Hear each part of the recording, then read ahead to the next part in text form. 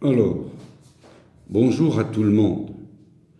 Voici ici un deuxième exemple d'application de l'algorithme de Gauss pour montrer qu'une matrice A carrée donnée est inversible ou non, et si elle est inversible, trouver son inverse A-1.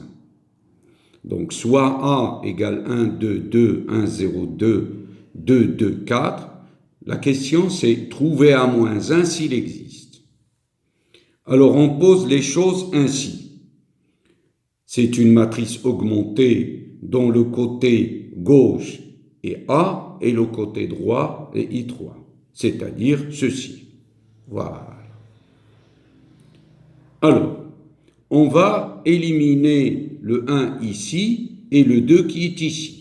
Il ne faut pas oublier qu'on veut arriver à la fin à la matrice unité, à gauche. Et à l'inverse, il existe à droite de A, bien sûr. Donc, on va utiliser comme pivot la première ligne. D'accord? Alors, pour ce faire, on va utiliser les opérations élémentaires suivantes. L2 devient L2 moins L1, L3 devient L3 moins 2L. Ce qui donne, alors la première ligne, c'est la ligne du pivot, on la garde. La même chose pour I3, on garde 1, 0, 0. Et après, on fait nos opérations. L2 devient L2 moins L1. Donc 1 moins 1, c'est 0. 0 moins 2, c'est moins 2. 2 fois moins 2, c'est 0. La même chose ici, 0 moins 1, c'est moins 1. 1 moins 0, c'est 1. 0 moins 0, c'est 0. Après, la troisième ligne. 2 moins 2, parce que c'est L3, va devenir L3 moins 2L1. 2 moins 2, c'est 0, d'accord? Et 2 moins 4, c'est moins 2. 4 moins 4, c'est 0.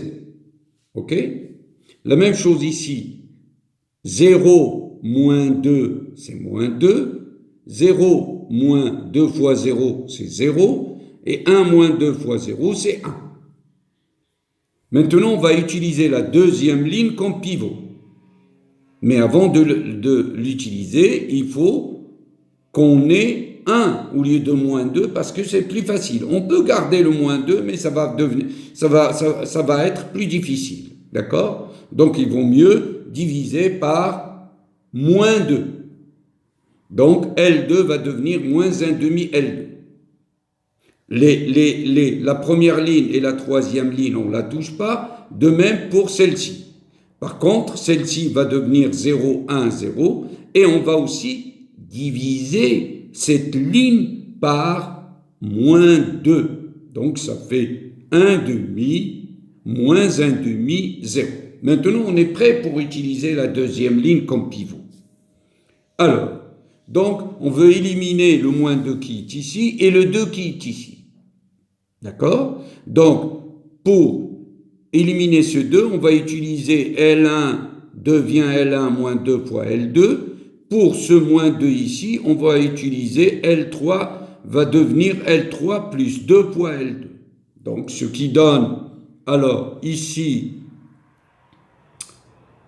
1 moins 2 fois 0, c'est 1. 2 moins 2, c'est 0. Et 2 moins 2 fois 0, c'est 2. Même chose ici.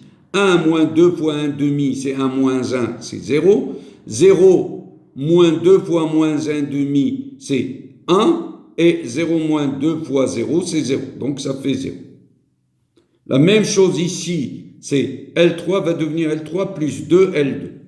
0 plus 0, c'est 0. Moins 2 plus 1, plus 2, c'est 0. Et 0 plus 2 fois 0, c'est 0. Moins 2 plus 2 fois 1 demi, c'est moins 2 plus 1, c'est moins 1. 0 plus 2 fois moins 1 demi, c'est moins 1. Et 1 plus 2 fois 0, c'est 1. Alors, qu'est-ce qu'on a après? Ici, on a une ligne dans laquelle il n'y a que des zéros. Et ici, au lieu d'avoir, pour continuer, on doit avoir, au lieu de 0 ici, un nombre non nul. Donc, on ne peut plus rien faire. Donc, on voit qu'ici, on ne peut rien faire pour continuer l'algorithme de Gauss.